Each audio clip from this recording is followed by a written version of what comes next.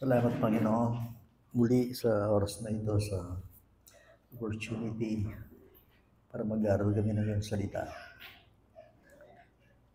Panginoon, ihanda mo ang aming mga puso para sa ganon, ang iyong salita ay aming masalo. Aming itong maunawaan. Tulungan mo kami lahat, ako na maghahatid ng iyong salita. Yan mo, masentro kami at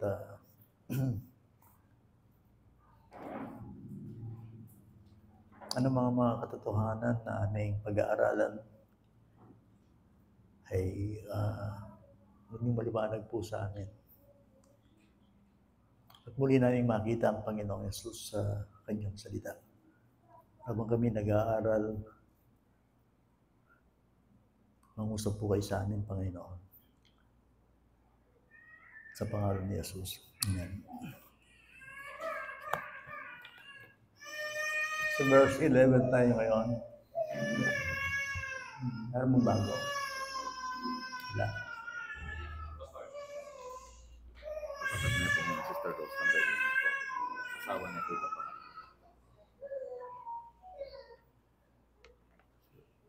Lay Vista.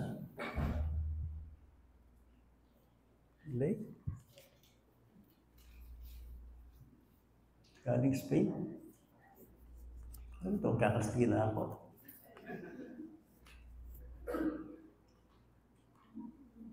Nida Buduan. Ayun. Long time no see. Hindi na. Bibisaya ako. Welcome. Then si Rening Buduan. Ilocano naman to. Okay, salamat. Iniwag na po namin kayo. Nais ko lang humingi ng po. Kasi part 8 tayo ngayon, serye itong preaching ko. So, mga meron kayong hindi masado, maintindihan. O mali lang. Kailangan ko kasing ituloy itong part 8, pang 8 bahagi ng aking sharing. Kasi naman po ay natututo tayo, no? At nagagamit natin itong ating pinag-aaral. Well, itong ating talata ay exclusively ang kinakausap dito ni Paul ay mga Christians.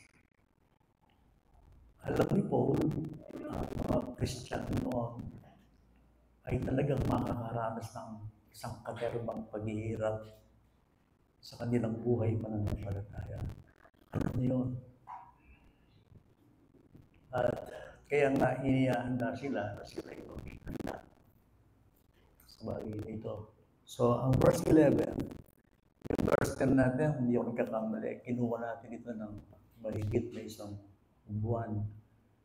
Verse 11, magsimula tayo last Sunday, at babasahin ko ulit ninyo sa inyo itong verse 11. Okay? Sabi niya rito, isuot ninyo, meron ba tayong kopya dyan? Yan o. Isuot ninyo ang buong kasuotang pandigma ng Diyos upang kayo'y makatagal laban sa mga pakana ng Diablo. Ephesians chapter 6 verse 11. Siguro po sa ating matatagal ng Kristiyano, hindi na bago sa inyo, ang buhay ng isang Kristiyano ay kahit siya'y ligtas, kahit siya ay napatawad sa kanyang kasalanan, pero isang bagay na karakter ng Kristiyano, siya'y nasa digmaan. Ang digmaan ito ay walang kinalaman sa physical. Hindi ito yung digmaan spiritual. Remember that, okay? Ang Kristiyano, meron pa rin siyang physical, pero ayon sa Biblia, kapag ikaw ay naging mananampalataya, priority talaga natin ang relasyon natin sa Diyos.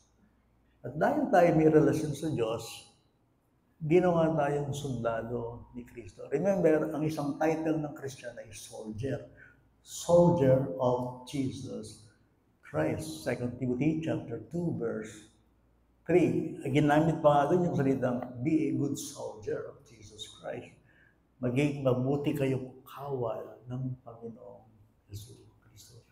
Wala po sabihin ko kaya kayo, minsan kayong pumiyak ang yatag, isamasan nyo. Iisa lang po buhay natin. Wala na ho, pangalawang buhay. Dahil isa lang ang buhay natin, talaga pong gawin natin kasama ang Panginoon yung kanyang sinasabi. Kasi dating ingando ka niyan, papasok tayo sa kabilang daigdig eh. Yun ang sabi ng Bible. Ngayon, bilang sundalo ni Kristo at Kristiyano, ayon sa ating pinag-aaralan. Kasi na yung salita, isuot ninyo ang buong kasuotang pandigma ng Diyos. Ang armor. Armor, bali mo siya, baluti. Muli na sabihin ulingat nyo kayo kenggera, nasa digmaan kayo, isusuot ninyo yung armor o kasuotang pandigma. Now, remember this, itong kasuotang pandigma ito, hindi galing sa atin. Ito'y galing sa Diyos. Tandaan mo, yung pelikula yung Jackie Chan dati, Armor of God, datan may magkamali. The Armor of God. Kaya LBN ito, pero may intriga ko mukha ng title na itong Chinese actor ito, The Armor of God. Ewan ko ba't ginamit yun? Pero angkop na angkop ito sa ating mga Kristiyano, yung salitang Armor of God. Kasi nga, may magiging kaaway tayo sa ating buhay, pananampalataya. At kailangan ma-realize natin yon bilang Kristiyano. Kasi sinasabi ng Bible yon, sabi ng verse 13 on 1 Mark sa verse 12 ng Ephesians chapter 6. Though wala pa ako doon, kaya lang, yun ang may itong karang sentro ng kaya pag-aralan. Attention, hindi ibig sabihin ng Kristiyano. Sabagkat ang ating pakikipaglaban ay hindi laban sa laman at dugo, hindi laban sa mga pinuno, laban sa mga kapangyarihan, hindi nakikita na naghahari sa kadilimang, nagahari sa libutan sa kadilimang. Ito, malagot salita, ang kaaway ng Kristiyano directly, hindi ito nakikita. Yan ang sabi ng banal na kasulatan. So, dahil hindi sila nakikita, kailangan din natin ng isang baluti na panangga na proteksyon sa atin bilang mga tinawag ng Panginoon. Teritoryo nining demonyo niya ito. Okay? Huwag kayong makakalimot doon. Nangyayari pa Kristiyano, ang turing ko sa daigdig na ito, entertainment. Gusto ko dito kung masenso, dito kung mangarap, dito kung maging masaya. Pero nung binuksan ng Panginoon ang aking spiritual na buhay, nakita ko, ang daigdig na ito ay battleground. Ano yung sabihin ng battleground? We are not here to play, we are here to fight. Nagbali nga daw kayo, mahilig kayo, get seryoso yung best spiritual. May atong nga rin bunga na ng Kristiyano, yung Kristiyano daw, seryoso yung tao. Hindi ko sinasabing hindi siya tumatawa, hindi siya nagre-relax, pero isang karakter ng isang Kristiyano, dahil sa kanyang relasyon sa Diyos, ay isang taong seryoso siya sa kanyang buhay spiritual. Kasi ang sinasabi ng Bible, totoo. Ano yung ibig sabihin totoo? We're not fighting against flesh. Kanya masakit yung Kristiyano pansin? Malagway Kristiyano. Kayo manandaman ka na ako, sabi mo naman. Masakit pa rin sundalo sa tsukenggera. Mentally ba yun? Sabi nga, madali ba sa isang sundalo na kasalukuyang nasa loob ng digmaan? At yung kanyang pinapasukong digmaan ay teritoryo ng kaaway. Hindi ba? Sinasabi ni John sa 1 John chapter 5 verse 19, the whole world is under the lies of the evil one. Tayo nakikipagdigmaan. Yan ang ibig sabihin nun. So, you are in a war zone. The moment na ikaw ay tumanggap kay Kristo, remember this, ikaw ngayon ay nasa hukbo ng Panginoong Jesucristo. You are in the army now. Sabihin mo sa katabi mo, army ako. army ako ni Jesus Christ. Yan, para yung natata, but kung Christian ko, that's true. Ako mo, now. So, you are in the war zone. Nothing. Kasama ko, kalaban kayo may Kristiyano, kalaban kayo may kapwa-tao ko. Wala yan, pinippointing Bible, kalaban mo yung tao eh. Yung sabihan ng Bible, muna mo din yung kalaban, aliwa naman ng demonyo, isarili mo. Sana agising ako getting mensahe ini. The devil is not our main problem. Patay isipin, pamasalan ng Diablo. Pero kalaban tamo yan is our sin. Siya, yan magtas ko siguro yung kilig yan, pero sabihin kaya ito. Okay? Ang mga tao ngayon, yung modernong tao ngayon, pero malaking kasalanan. Hindi sila naniniwala sa impyerno, hindi sila naniniwala sa Diablo. Yung mga tao na ang kanilang utak hindi ang Bible. But remember this, folks. The Bible is the real word. Ay, hindi nyo ko. Buri na yung asiliping yato nung nanuya. O yung basa mo. Ang Bible, ang siyang totoong magsasabi kung ano daigdig na ating ginagalawan. This world is not a playground, but battleground. Bilang tao, yan ang maglaran kayo. Buri mo ma-entertain ka. Hindi, sabihan ni Bible, dapat mataya ka kaya sarili mo. Lahat tayo gusto natin maging masaya sa mundo. Gusto natin ma-entertain. Gusto natin umasenso. Gusto natin mangarap. Pero pag ang Bible ang sinabi mo, gusto niya mamatay ka sa iyong sarili. Hindi ma-entertain. Nyari, cellphone na rin, yung mawalong gamitin, nakatakot na rin eh. Pag pinakain ka niya ng internet, yan, nakatukunan niya yan eh. Sabi na yung Kristiyano, kayo mga bagay sa iyo, utak pag-mula eh. Kaya namamasa ng libro, pros entertainment. Kaya utak pag-mula eh, alalang taram. Sa Chinese, kaya harap, ay mo managamit. Lalang spiritual life. Bring na ma-entertain. Kaya lang, naman kong kapatid, sinabi ba ng Panginoon sa mundong ito, magsaya ka? That in this world, you still have tribulation. But rejoice, be of good cheer, that in me you will have your peace. Siguro, mako ka na ng anak, eh. Mako, hindi kayo sabihin kayo, hindi kayo naparito sa mundong ito, kung Kristiyano kayo, para ma-entertain, nandito kayo upang mamatay sa inyong sarili. Kaya nga sundalo eh. Meron bang sundalo na sa gera na masaya? Hindi, nakikipaglaban sila. So, labanan din, imuri mo sabihin, Pastor, labanan din kanya ito, maraming Kristiyano. Yes, we still naniniwala tayo sa daigdig na ito, ayon sa Bible na ito. Ano ba meron dito? Sin. Ano ba? The devil. Ano ba? Hell. Naniniwala kayo doon? Hindi. Naniniwala, I still believe, naniniwala ako sa sin. Naniniwala ako sa devil. Naniniwala ako sa hell. Naniniwala ako, meron darating na judgment. Alam ko, haharap ako sa Diyos, kayo rin. Naniniwala ako, hindi ito ang permanenteng address ko. After 20 years, 50 years, iba-iba na tayo. Naisipan nyo, inintuklangan nyo. Pero marinig yung tala remark dati, this world is not my home. I'm just a passing through. Totoo ba yun? Yes. Yung Kristiyano, atin niyang manda, atin niyang faith, meron siyang pananampalataya sa sinasabi nito. Kasi ito, salita ng Diyos, hindi magsisinungaling. Na ikaw, hindi ka lang katawan, meron mga kaluluwa. Meron kabilang buhay. May impyerno ba? Ay, yung saknat na ito meron. Hindi niya nang sinabi dito, may purgatorio. Kaya hindi ako naniniwala sa purgatorio. Dahil tahimik ang salita ng Diyos sa purgatorio. Anong meron dito? Hell. Heaven. I still believe. Ayon sa aklat na ito, naniniwala ako sa Diyos. Naniniwala ako sa katuwiran. Naniniwala ako kay Kristo. Naniniwala ako sa heaven.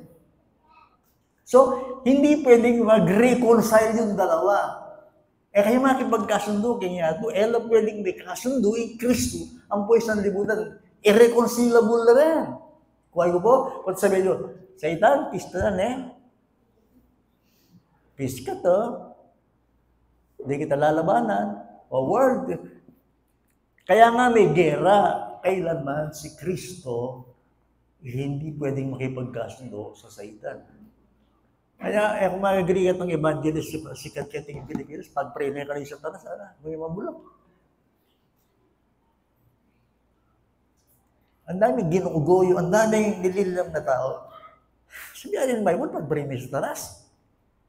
Irreconcilable na rin, ingimbyarno mo yung Manuel, may kakasundo rin. Pwedeng may kasundo yung Diyos at may kasalanan.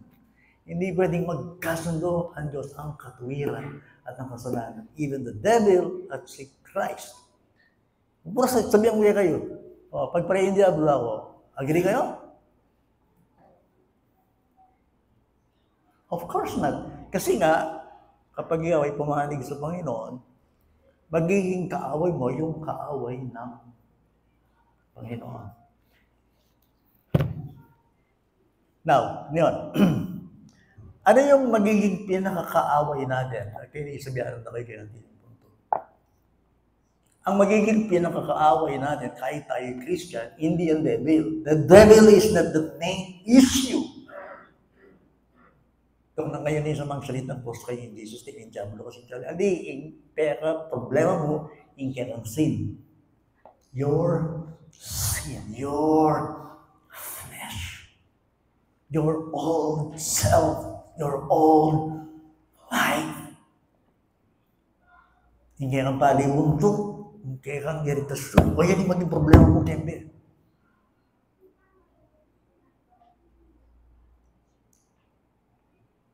Sabi ko na kayo minsan, dito ang daw may asawa.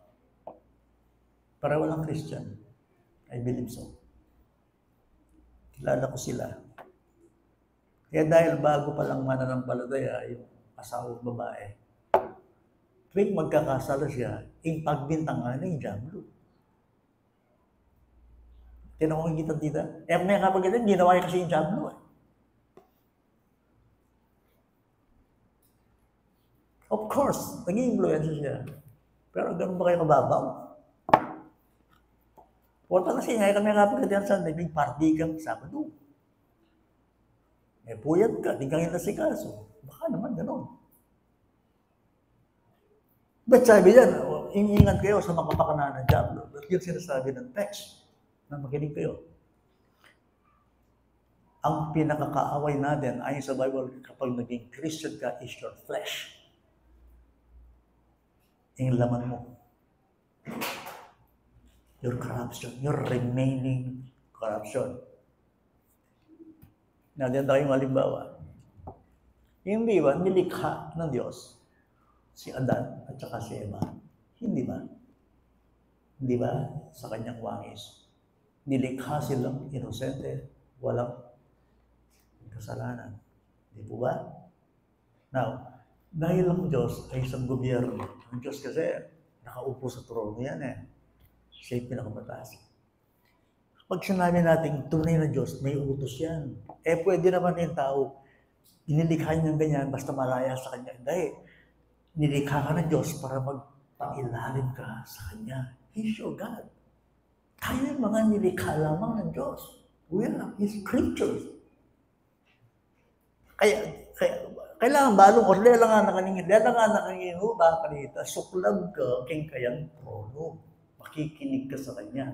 That's why ako, yung muna akong dinalamin kayang tao, diba itong daldal niya, kaya mo ka na yung makirandam. Importante yung pakikinig. Kaysa dumasadap. Importante yung Mary kaysa Martha. Ngayon Martha, irritable yan. Ang malyari kang Martha, yan ay bali priority na. Nang malyari kang Martha, magsalanan, Mary. Yung Mary naman, nakikinig lang siya. So, ang Diyos nilikha ang tao para makinig. Listen. Please. So, Adan, Eva, makiran na magkasabihan ko na . Genesis chapter 3. Lahat yan ibinibigay ko sa inyo bilang aking blessing sa inyo. Lahat yan sa inyo, pagkain, ang buong hardin ng Eden, inyo. Pero meron na akong isang pag-uutos. Huwag kayong kakain ng bunga, yung puno nasa gitna. Yun lang, isa lang.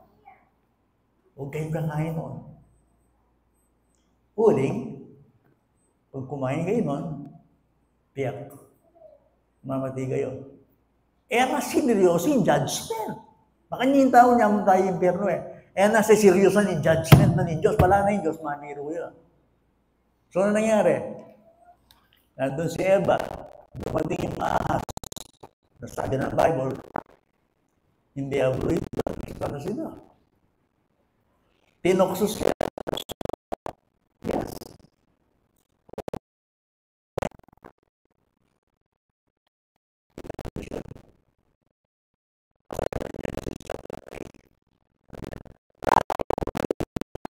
Actually, hindi kasalanan kami.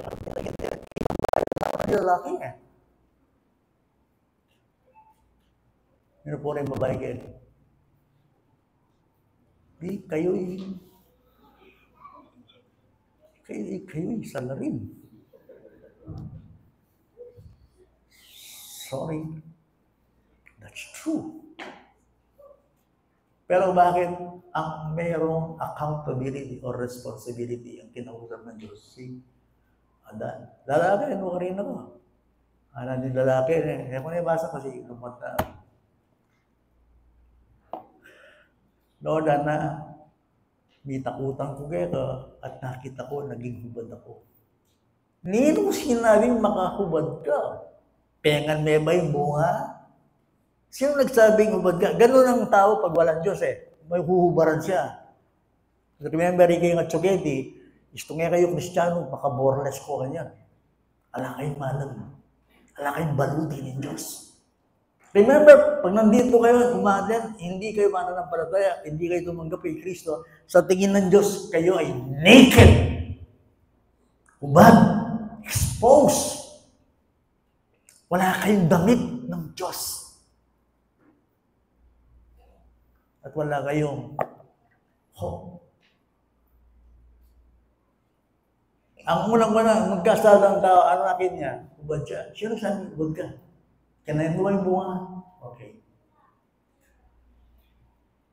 Yung guy, sinalikot siya. Papansin niyo po, ganyan, pag hindi makanyan na dati. Pag hindi ka pa mananampalataya, lagi kang umiiwas sa mga bagay ng Diyos. Lagi ka sasalikot. May nakita kayong tao, yung nagka-check ang gawa, yung ginawa, tinang ating excuse at tinang ating dahilan. Ganun lahat tayo. Sa ating kalikasan bilang tao, mahilig tayong lumayo sa Diyos. Okay, Mario, mag-Bible study kami sa mulat na rin na. Kapag may kapera, ayuda eh. Magpila na rin eh. Di ba? Pero gusto mo silang maglipa na at maglalay. Sabihin mo lang yung salita ng Diyos. That's why yung Bible ko, patama ko magiging kotse, magiging na kayo. Bakit? Alam ko nga. Kaya pag yung bago, lakwan mo ka rin, delikado eh. Pero lakwan yung Bible. Kung kaya ka na yung Bible mo, yan dala, nire-repansin na. Bible. Hindi, susunod, di ba? O sabi nga, Brad, sabi ko, sarado yung kotse. Hindi po dadalhin yung Bible, yung kapatid Betes. Sigurado ko lang kumakanya na. Pero anong bagay, dala niya yan. Ikaw ay po itang settled lang nila. Makanya rin diyan. Simula nun, ang tao laging umiiwas sa Diyos. Baliw, makanya mo. Nung yan na ako, inaos ng bilo. Kaya karagulan niya, saya wali, ulit-ulit ko sa kaya kayo. Katoliko ko eh. Dahul ko rebulto. Dahul ko rosaryo. Dahul ko medina. Dahul ko pare. Di kita lang kaya ngarap. Di kaya pambato na rin pare ni. Kasi musikero kami eh. Agamit na kami.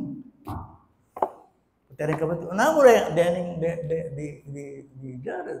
Kaya na kan. Otherwise, paging sesyon na naman yung pare na.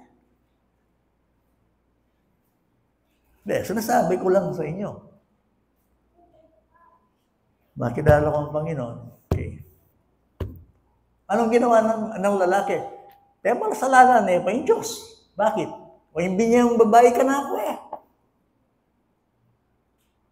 Yung ibinigay mong babae sa akin, binigyan ako ng bunga, kinain ko. Wala naman sinabi ng Eva. Hindi ko bingan Dinaya ako at kumain ako. Pero ano sinabi ng Diyos? Dito kayo makikinig. Sinintensya na yung diablo. Pero ano sabi ng Diyos sa babae? Dahil ginawa mo yan, mga nakang masakit. Anong ibig sabihin nun? May pamasalanan ng diablo, ka responsible. Kaya kasalanan ng Dewa. Kasi malinaw yung utos ko kaya. Kung malinaw yung utos na ng Diyos, hindi ba malinaw? Huwag mo sasabihin na, kasi malabo ang Diyos hindi ko maintindihan. Tumiras kayong Piero, mo sasabihin, malabo yung Diyos. Malinaw. Malinaw ang sinasabi sa'yo ng Panginoon. Malinaw. Malinaw? Okay. Yung diablo kasi mo, tinukso ka. May tukso ka. Pero sabihin mo yan, Diyos, yung diablo kasi mo, hindi may sinasabi ko sa iyo. Nagkasala yung babae sa lalaki. Tapos nung hihingi ng tawad, sabi sa asawa, ang diablo kasi. Sabi niya, ang diablo lang ang tawagin mo para humingi ng tawad sa akin. Yes, ang diablo nanunukso. Ang diablo nag-i-influensya. Nandiyan siya gumagala. Totoo yun. Pero ang responsable sa iyong kagagawa, sa iyong kasalanan, ikaw, nothing but you. You are responsible. So, ano nangyari? Ba? Dahil ginawa mo yan, mga nakamasakit. Maghihirap ka. Nangyari, ang babae, masakit yung mga anak. Bunga ng kasalanan yan Anong ginawa sa lalaki? Ika naman lalaki, pagpapawisan mo ang iyong kakainin. Ngayon, kain ka ng kain, pero may makain ka. Ano yun? Yan ang fall. It's supposed to be hindi ganun. Yan ang nangyari. Kaya tayo, magsipag. No work, no pay. Siya din pastor, makanyan no work, no pay. Ala kang alawan, siya ka mag-preach. Imagine nyo tama naman yun Dapat, kung pakakainin yung taan ng Bible. So, ang iyong kakainin, pagtatrabuhin mo, saan galing yun? Sa fall. Dahil ang tao ay nagkasala. At siya ay nilapatan ng Panginoon. But praise the name of the Lord. Kahit ang tao ay nagkasala, dahil ang Diyos ay Diyos ng pag-ibig, dahil siya ay mapagbiyaya. Genesis 3:15, proto-evangelium, ang unang-unang ebanghelyong binanggit ng Panginoon sa mabuting balita ay nasa Genesis chapter 3:15. Kayo mabigla yung sabihan ko, na obligasyon ng Diyos, iligtas na kayo. Na obligasyon na. Namasya kayo? Obligading ganun, isave na ako, isave na kayo. Bakit? Nung magkasala ang tao sa Diyos, tapos na yun. Kailangan ng tao parusahan. Remember that? Na obligasyon ng Diyos, iligtas na kayo. That's why, babanggitan tayo, ang kaligtasan na mo, biyaya yun. Bakit yung biyaya? Mayamang awa. Diyos. Dahil tayo ay nagkasalang lahat. Ngayon, bilang Kristiyano, problema ba yun natin ang kasalanan? Yes, kasi nasa flesh tayo. Merong remaining corruption. Nakita niyo pag Kristiyano, anong ginagawa ng Diyos? Binabago, nililinis, dinadalisay, tinatapyas, inaayos. Naman kaya Kristiyano yan, automatic, perfect ka. Aliyan dito. Kaya nga, meron tayo sa buhay pananampalataya, paglago, spiritual growth. Lumalago tayo, nababago. Ako at luna akong pulong bagong Kristiyano. Ano masabi sa inyo? Dinadalisay pa rin, ililinis, binabago, inaayos, pinaperfect. Ano ba gano'n? Ganun ba yun? Yes! Nire-renew. Bakit gano'n? Kasi nga, inihanda tayo sa eternity. Inahanda tayo ng Panginoon sa langit. Kasi makakasama niya tayo sa eternity. sa eternal life. Kaya nga ang buhay natin dito, pansamantala. This is not your best life. Eh yung isipan, hindi kaya di, ang peka masanding, hindi, pagulo kaya di. So, nanggawan ko, dapat ikaw ay managumpay sa laban ng Panginoon. Still, nandito tayo sa teritoryo ng kaaway. So, may sin, may devil, may hell, may Diyos, may righteousness, may Jesus Christ. At inuulit ko, ela pwedeng may kasundunan at sukalibutan. Irreconcilable rin. Nasa gitna ka. Nandito yung panig ng kaaway, nandito ang Diyos. Nasa gitna ka. At kung ikaw ay papanig sa Diyos, ang kaaway ng Diyos ay magiging kaaway. So, buksan natin ang ating Bible sandali. Sa 1 John chapter 3.